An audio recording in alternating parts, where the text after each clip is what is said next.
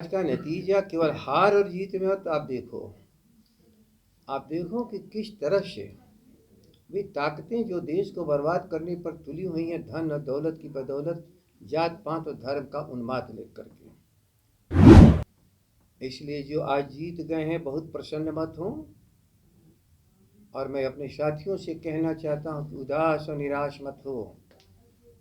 एक बड़े इतिहास के निर्माण से, एक नए भारत के निर्माण के लिए विध्वंसक ताकतों के साथ जो तुम्हारा संघर्ष है उसमें तुम ही विजयी होगे। कुर्नी उपचुनाव में भले ही महागठबंधन बुरी तरह से हार गई हो, लेकिन राजद के प्रदेश अध्यक्ष जगदानंद सिंह इस हार को स्वीकार नहीं कर रहे हैं और सीधे तौर पर उन्होंने कहा है कि कुर्नी में भारतीय जनता पार्टी ने मसल पावर की बदौलत चुनाव जीती है। छल बल का इस्तेमाल कर कुर्नी में चुनाव बीजेपी जीत चुकी है।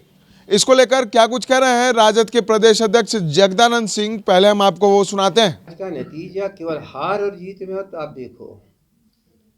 देखो कि किस तरह से वे ताकतें जो देश को बर्बाद करने पर तुली हुई हैं, धन और दौलत की बदौलत, जात पात और धर्म का उन्माद लेकर के, उसकी प्रतिरोधक क्षमता जनता की अभी उभार पर है।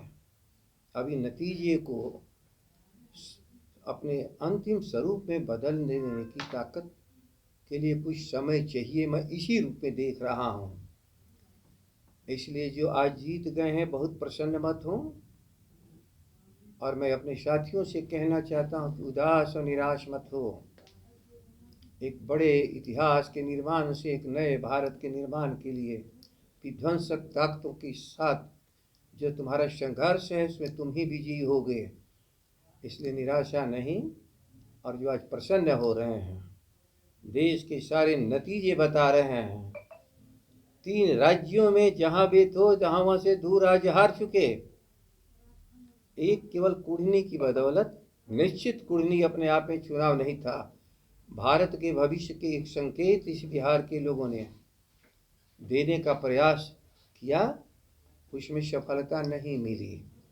लेकिन जरा संकेत जो देश देख रहा है, मुल्क, देश की राजधानी में लोग हारे हैं, उस पहाड़ बर्फीले चोटियों पर हारे हैं।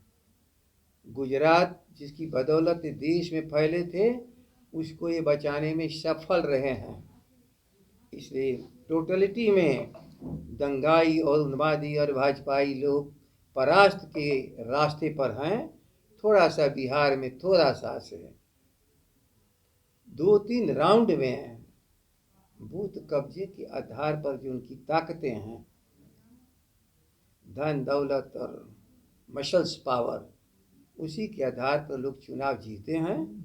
लेकिन कमजोर और गरीब अपने अधिकार की लड़ाई लड़ रहा है। ये भी हम लोग इस सारे विश्लेषण से मैं देख रहा हूँ।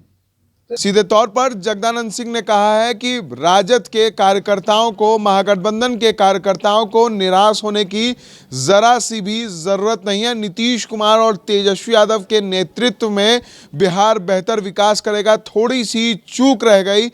मसल पावर का इस्तेमाल कर बीजेपी चुनाव भले ही जीत चुकी हो, लेकिन 2024 का जो आगाज है वो काफी बेहतर होगा और 2024 में बीजेपी को सत्ता से उखाड़ फेंकेंगे। इशारों इशारों में जगदानंद सिंह ने भारतीय जनता पार्टी पर बूथ लूटने का भी आरोप लगा दिया और कहा कि बूथ कैप्चरिंग करके भारतीय जनता पार्टी ने चुनाव जीता है।